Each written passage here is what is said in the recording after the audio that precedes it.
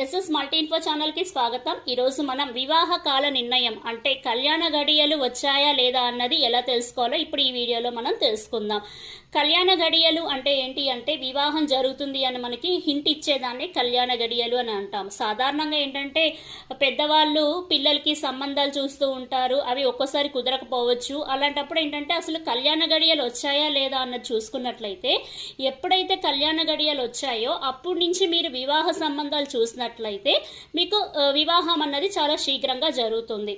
ఇంకా కళ్యాణ గడియలు చూసే విధానం ఏంటి అంటే ఈ కళ్యాణ గడియలకి ముందుగా మనం తెలుసుకోవాల్సిన గ్రహాలు ఏంటి అంటే ముఖ్యమైన గ్రహాలు శని, గురు గ్రహాలు.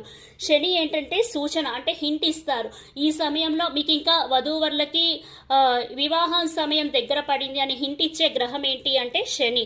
అయితే శని ఎవరి హెల్ప్ తీసుకుంటారంటే గురువు సహాయంతో. గురువు అంటే టీచర్ కాబట్టి గురువు సహాయంతో వివాహం ఏ విధంగా జరుగుతుంది, ఎప్పుడు జరుగుతుంది ఇవన్నీ డిసైడ్ చేస్తాడు శని. కానీ ఎవరి సహాయంతో? గురువు సహాయంతో వివాహం ఎప్పుడు జరుగుతుంది, జరిగే విధానము ఇవన్నీ కూడా డిసైడ్ చేసేది శని. అంటే ఇక్కడ మనకి కళ్యాణ గడియల్లో శని, గురువు ఈ రెండు గ్రహాలే మనము ఇక్కడ పరిశీలన అనేది చేయాలి. అలాగే వధూవరుల లగ్నాధిపతి మీద 2.5 సంవత్సరాలు శని దృష్టి అన్నది కలుగుతుంది. ఎప్పుడంటే ఇంకా వాళ్ళకి వివాహం జరగబోతుంది అన్నప్పుడు ఇది ఒక హింట్ అనమాట.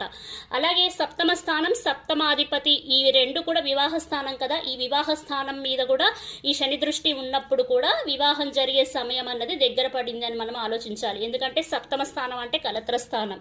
అలాగే ఇక్కడ శని దృష్టి వీటి మీద ఉన్నట్లయితే వివాహము తొందరలో జరుగుతుంది. అంటే శని దృష్టి లగ్నం మీద, లగ్నాధిపతి మీద, సప్తమ స్థానం అంటే వివాహ స్థానం మీద, సప్తమాధిపతి అంటే వివాహ స్థానాధిపతి మీద, ఈ 4 స్థానాల మీద ఎప్పుడైతే శని దృష్టి ఉంటుందో వారికి వివాహం జరుగుతుంది. అంటే చాలా శీఘ్రంగా వివాహం జరుగుతుంది అని మనం ఇక్కడ హింట్ లాగా మనం తీసుకోవాలి.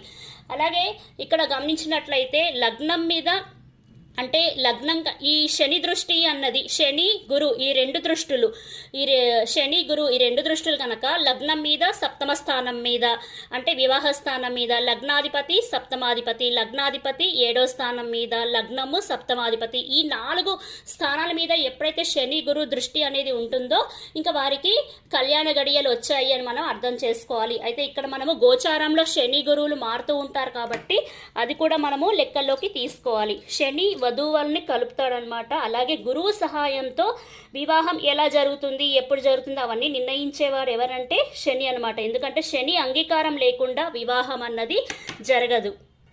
సో ఇలా ఈ 4 స్థానాల మీద శని గురు దృష్టి ఏర్పడినప్పుడు సంవత్సరం లోపల లేదంటే 15 months 1 year కానీ లేదంటే 15 నెలల లోపల వాళ్ళకి